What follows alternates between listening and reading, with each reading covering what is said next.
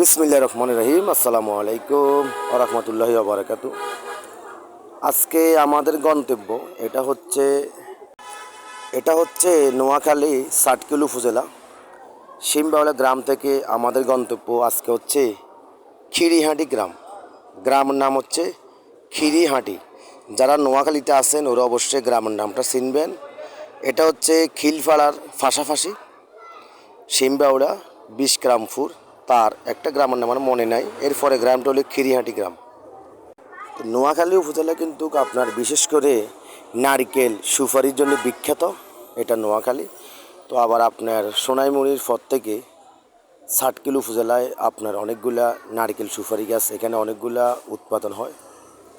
বিশেষ করে এই দুই এলাকাতে নারকেল সুপারি অনেক বেশি উৎপাদন।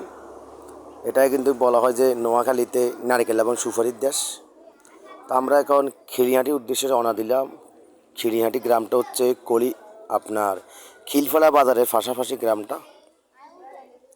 আমাদের গন্তব্য কনের বাড়ি। আপনাদেরকে একটা বিষয় বলে রাখি, আমি কিন্তু এই রোডগুলো আমার একসময় চিনা ছিল। এখান দিয়ে আমি প্রায় সময় যাতায়াত করতাম। আমি আগে চাকরি করছিলাম খিলফালা বাজারে আমার লাস্ট চাকরির বয়সে। এরপর থেকে আমি ব্যবসা করি চট্টগ্রামে। আসলে কিন্তু গ্রামের দৃশ্যগুলো অনেক সুন্দর হয়, শহর থেকে গ্রামের দৃশ্যগুলো অনেক সুন্দর হয়, কেননা চারপাশে গাছগাছরা থাকে সারিবদ্ধভাবে। অবশেষে আমরা চলে আসলাম কনের বাড়ির সামনে। এই যে আমাদের গাড়ি রিসিভ করতেছে, সামনে আর বড় ভাই আছে, কনে পক্ষ আছে। তো গ্রামের বিয়েগুলি কিন্তু আসলে অনেক অসাধারণ, অনেক সুন্দর গ্রামীণ পরিবেশ।